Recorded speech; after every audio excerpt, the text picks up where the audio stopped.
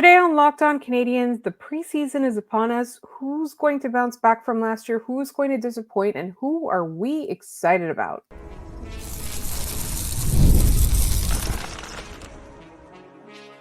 You're Locked On Canadiens, your daily podcast on the Montreal Canadiens. Part of the Locked On Podcast Network, your team every day.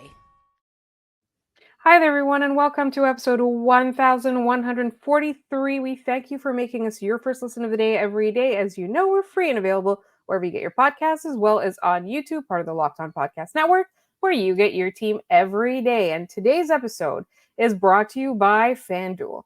Now through September 22nd, all FanDuel customers can bet $5 and get a 3-week free trial of NFL Sunday Ticket from YouTube and YouTube TV. Visit FanDuel.com to get started. My name is Laura Saba, also known as The Active Stick, and I'm joined by the wonderful Ian Poivert, also known as Maybe It's Ian. Ian, we are basically, the season's almost upon us.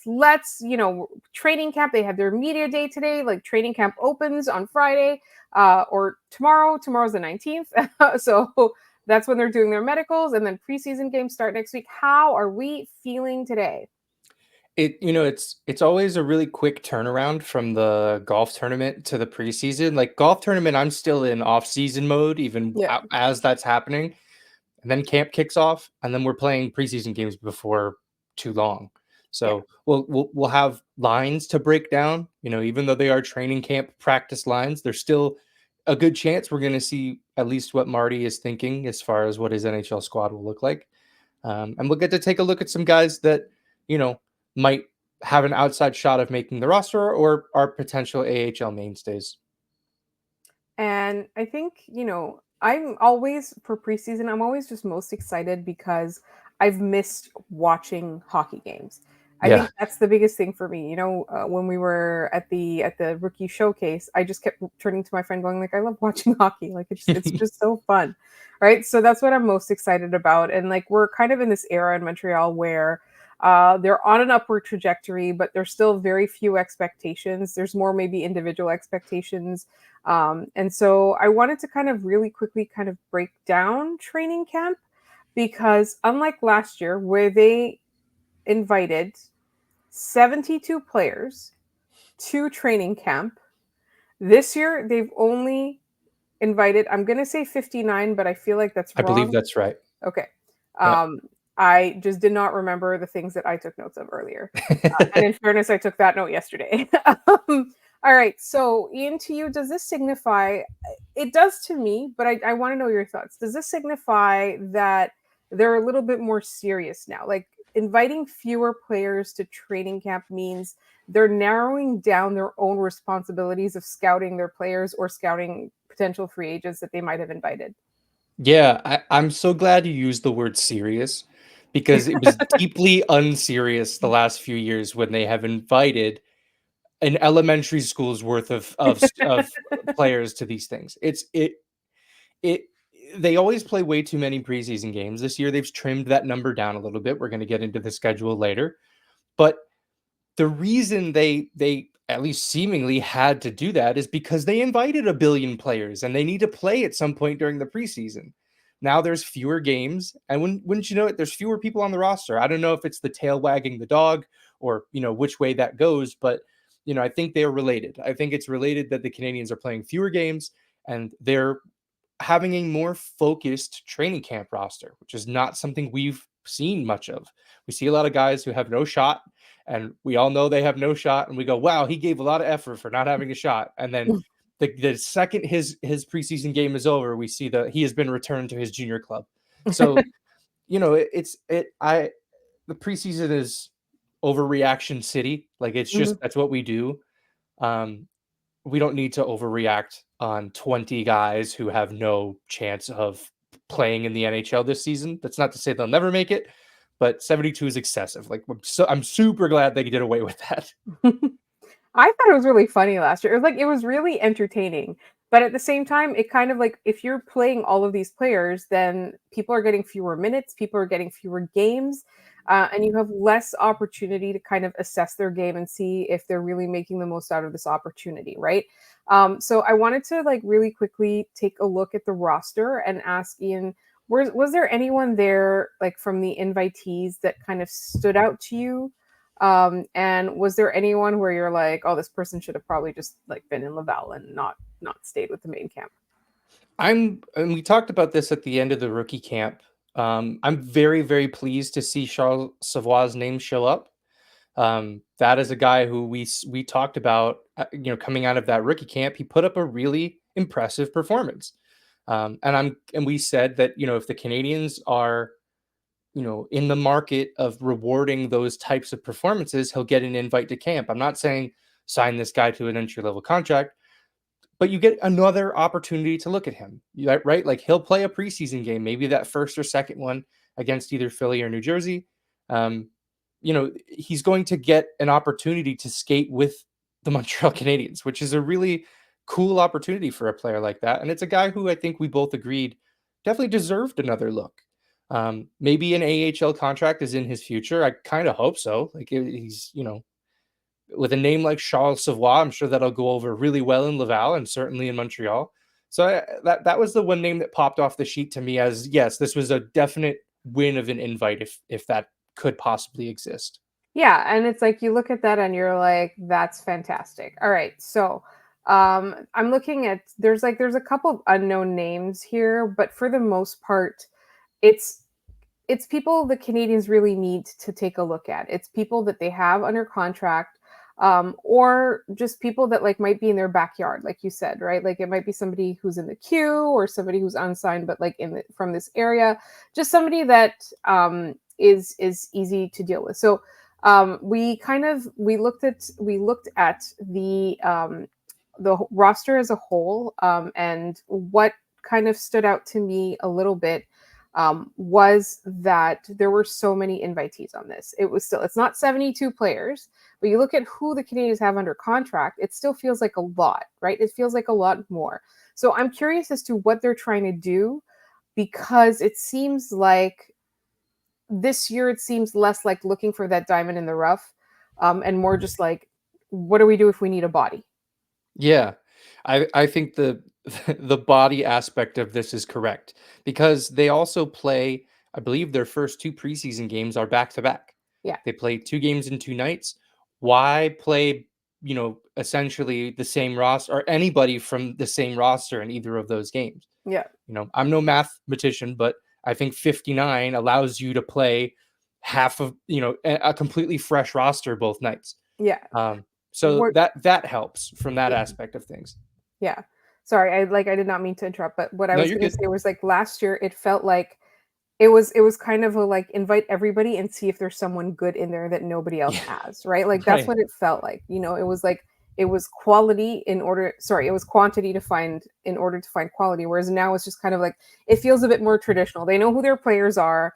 It's unlikely that a lot of these people will get a contract, but as we said, we're hoping Savoie does. But it's just like we need these people to exist, right? Yeah. Essentially, it's like we need to put these players on the ice, and we are going to get into the schedule in just a moment. But at the time that you're listening to this, day one, the medicals have already been completed, so they're starting officially to do on ice work on the Thursday morning.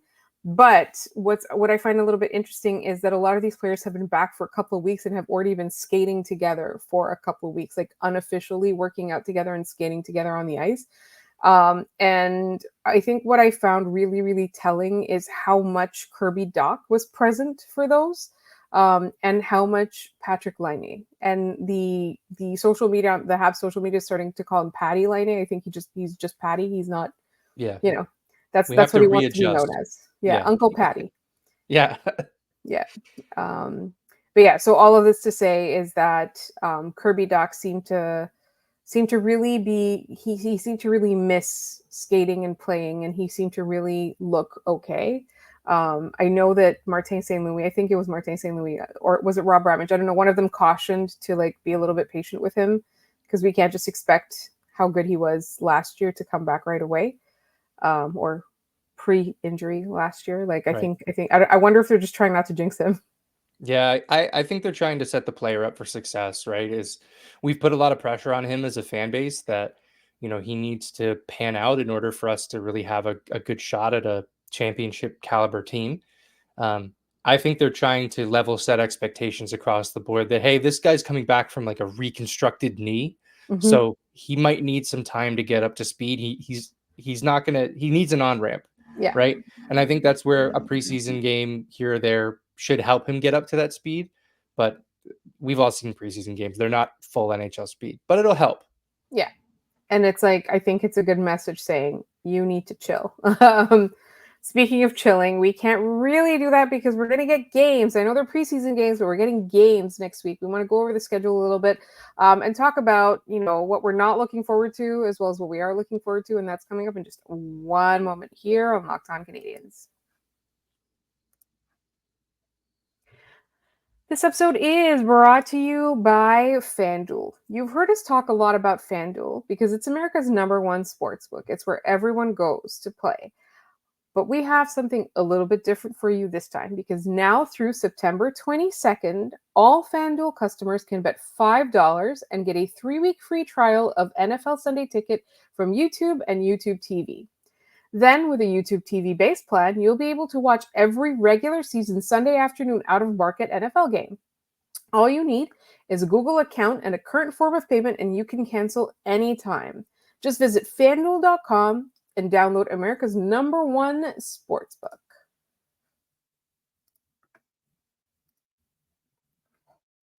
All right, let's get into the preseason game. The first thing I did before I checked the schedule was say to Ian, oh no, there are going to be Ottawa games on this schedule. And guess what? There are Ottawa games on the schedule. Thankfully, it's not like, a previous pandemic-affected year where they played all of their preseason games against Ottawa. I think there was like 10 of them, and I don't think the Canadiens won any of them. No. I hope both Jack guys are playing for those. I think they loved the first one. The sequel, they're gonna love the sequel. It's gonna be great. Marty, if you're listening, those Ottawa games, don't send Florian down. Yeah. What's weird about the schedule is they play, those 2 games against Ottawa are the tail end of their schedule. They play Ottawa on the 1st of October at home, and then they have 3 days off, and then on Saturday, the 5th, they play Ottawa on the road. Why are we doing a preseason with 3 days off in the middle between games? And at the beginning of the preseason, you're playing 2 in 2 nights. Yeah. What happened here? Honestly, it's a mess. And it's I think also like there's like not I'm talking about like, them trying to get the injuries out of the way. They're like, okay, 2 back-to-backs. Everybody who's going to get a groin injury is going to get a groin injury, and then we'll know who we have to play with for the rest of the preseason. Yeah, they're stress testing them. That's what those preseason games are. Yeah, because there's going to be groin injuries. That's like my favorite thing about the preseason is like just watching them roll in from every team. It's like some guy stretched or whatever. Okay, so the preseason starts on Monday, and obviously we will be covering all of these games. We'll be recapping these games and drawing entirely, out their conclusions from them, bold predictions, everything from, literally a preseason game where half the roster isn't even going to make the NHL. It's going to start with the Flyers visiting the Montreal Canadiens, and that's on Monday, the 23rd. And then the Devils will be here on Tuesday. So that's the back-to-back, which is also weird because it's not the same team back-to-back. And then the Canadiens will go to Toronto on September 26th, and then they will come here on Saturday, September 28th. So Saturday night, Habs Leafs. And then wait, are those like the Devils and Flyers games? Those are not at the Bell Center, are they? Like, yeah, they're both home games. Okay. Because I was thinking, it's like, I wonder if this is like something where like they visited a different city, but no. And then they have Ottawa on Tuesday, October the 1st, and then is October the 5th, you said was a Saturday. So yep. I know that like during preseason or after the preseason games are over, before the regular season starts, sometimes they go on like a little team retreat or something like that, where they do like team building activities. I wonder if like, that 3 days they can take advantage and do something. It feels very odd to have that random Saturday game. Is it Yeah, just like money grabbing? Is that what that is? I would imagine that's part of it, but also like, you know, they haven't done final cuts during that 3 days, you know? Yeah. Like, there's probably gonna be maybe 1 or 2 AHLers who are still on the Canadiens at that point, although maybe Marty will finalize his cuts the game before and then play one last actual NHL tune-up. I do wanna direct everyone's attention to the first preseason game of the year against Philadelphia, and just mentally prepare all of us for a potential Matvei Michkov game. Everybody needs to take a deep breath and remind themselves that he is a very good hockey player, and it's okay that he's a good hockey player. And we don't need to, I don't know, get in the private messages of players on social media or, say anything that might get you in trouble at work. So let's everybody chill out. I'm just that to me like stood out to me as the preseason game because there's a very good chance Mishkov plays in that game, and there's a very good chance he does something hilarious, and I'm just I worry for our friends. Yes. I don't know how you feel about that. I'm actually when I saw that, I was like, I'm really excited and I hope they play him. I hope I hope Yeah, we get to see same. him. I was super excited about that, but I forgot the aspect of Irving's gonna relitigate last year's draft because he's gonna be here. And it's going to, everything he does is going to feel like it's personal against us because we're Habs fans. But I also I remember a time when we would be worried about playing Philadelphia because of injuries and playing Ottawa because they were much better than the Habs. And now we're not we're worried about playing Philadelphia, not because as a whole as a team I think they're much better than the Habs. I don't think so, but as a team they have a player who's fantastic, and then we're Yeah, worried about playing Ottawa because there's going to be unnecessary injuries in that game. yeah. There will be blood in There those will be Ottawa blood. games. I'm not looking forward to those. I never am. Mhm. I, A two Jack Eye game. No, it's two games. It's a two Jack Eye, two games, Marty. Please, please, yeah, please. two Xhekaj, too furious. I hope they do it. Like Pez better play in both of those. Like it's just if they're gonna do it and play guys that we've never heard of. I remember I remember Austin Matthews getting pushed around by an Ottawa Senator and then leaning over the shoulder of his jersey to try to check the name on the back because he didn't know who he was. Which is still look. I hate the Maple Leafs. I I also have think to I Austin have to Matthews respect is it. such a baby, but that Yeah, was really the funniest thing he's ever done in his career. hysterical. Yeah, I have to credit where it's due. That was tight. I really enjoyed that. That was a Um, fantastic burn. yeah, and we always end up playing the Devils in the preseason. What's going on there? Like, I don't know. Like, Some usually sort of there's some agreement. kind of relationship. Like, okay, we play Toronto a lot because Yeah, Toronto. Okay, we play Ottawa because I guess they're close. But like, sometimes we'll play Buffalo in the preseason because they're kind of close too, but not really all that close. yeah, But like New Jersey and kind of Philadelphia to a certain extent, like why I would be curious to know like why these two teams decided, yeah, let's go hang out. yeah, all the time. Yeah. And that's the biggest thing. Okay, so what I'm the predictions that I would make for these games are kind of like prop bets, right? So when do we think is the first time Arbor drops the gloves? Ooh. Hmm. I'm gonna say that first game against Toronto. Oh, that's a Um, good guess. I don't know if it'll be against Reeves. I think Ryan Reeves is probably above fighting in the preseason, or at least he thinks he is, but he might get waived, so maybe he doesn't have much of a choice. Hmm. Um, but I doubt it happens against New Jersey or Philly. There's just not enough hate there. Yeah, But it's baked in with Toronto and Ottawa. So in one of those four games, we will we're see, gonna see. Xhekaj Knuckles. I won't even say which one because it might be either one of them, considering one of them just fought in a rookie game. That was it was less than 2 minutes into the game. I looked up at the clock and I was like, wow, we haven't even hit the 2 minute mark. I missed it Um, because I couldn't get the feed working, and everyone's like, "Xhekaj's fighting." I'm like, "How? Wait, it's on? The game's on? I'm confused." I texted you LMAO and then you didn't answer, so I was like, what? Yeah, Maybe you didn't I think the was fight was feuding funny. with the Canadians for saying they were streaming the game and then did not post a link until the second period to stream the game. Anyway, it's not a point. Anyway, Not the all point. right. And then okay, so who do we think is going to score? Like, is there going to be a preseason hat trick? Ooh.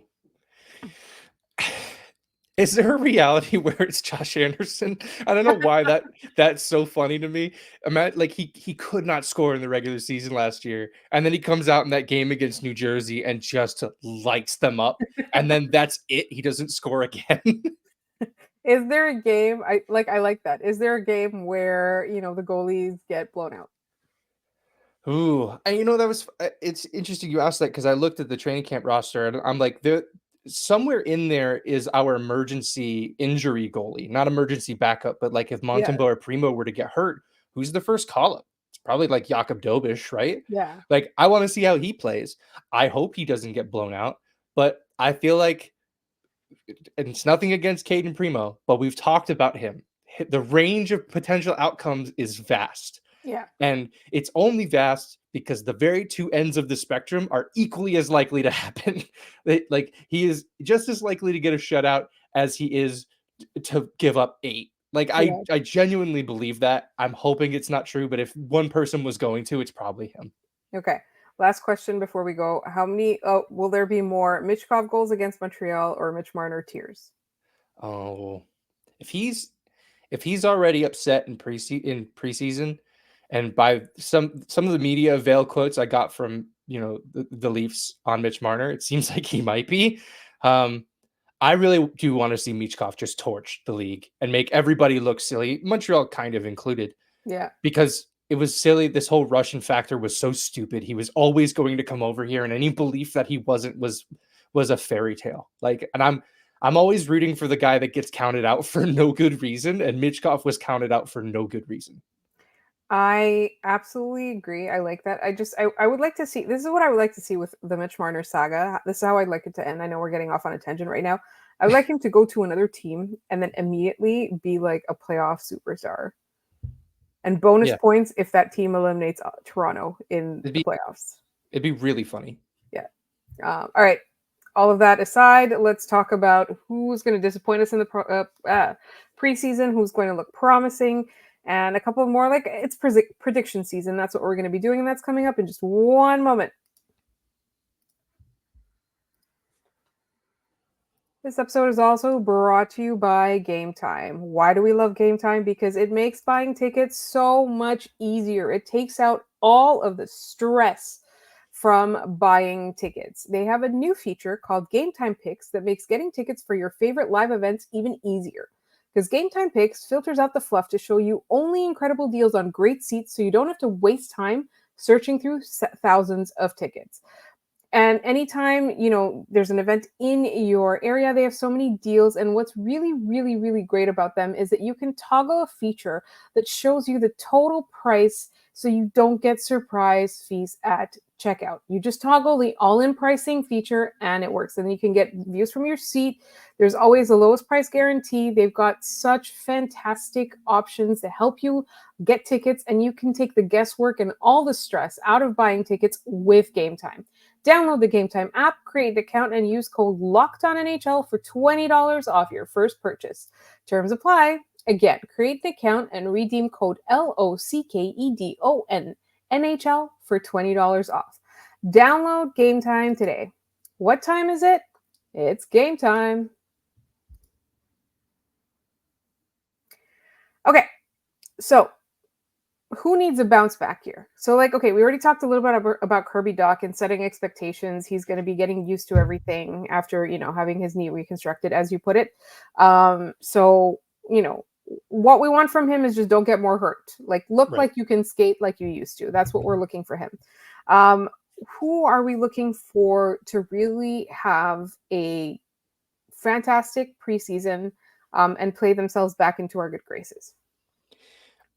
I feel like, and we've talked about him before as a player potentially running out of time, is Justin Barron to me. And the crop on defense is only getting busier. It's only getting more guys.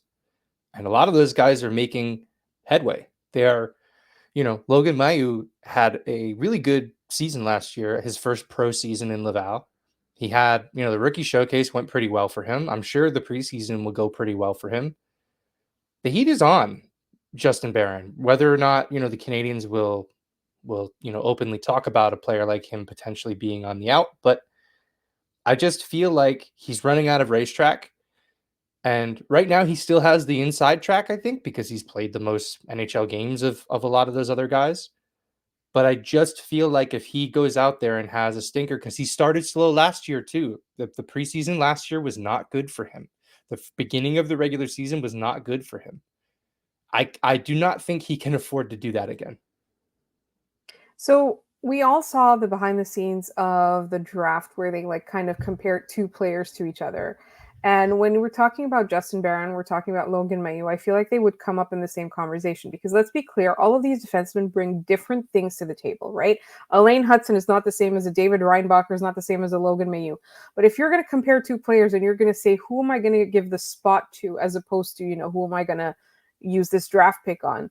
Like, I don't see any scenario where Logan Mailloux does not beat him out. Like Justin Barron starts from a more comfortable position, but the way that we've seen them both play, I don't see if that comparison comes up. I don't see Logan Mailloux losing that one. Yeah. And that's what I would be concerned with Barron. So hopefully the Canadiens give him enough rope in the preseason for him to play himself back. Otherwise, they will eventually trade him. Like, it doesn't feel like he's done enough to say, guarantee he's going to be back. And even Jaden Struble, as much as he had a breakout year last year, as much as, now that there's no Kovacevic and there's no Jordan Harris, there's a little bit more room for a player like Jaden Struble. I just feel that he's still a guy that they could send down.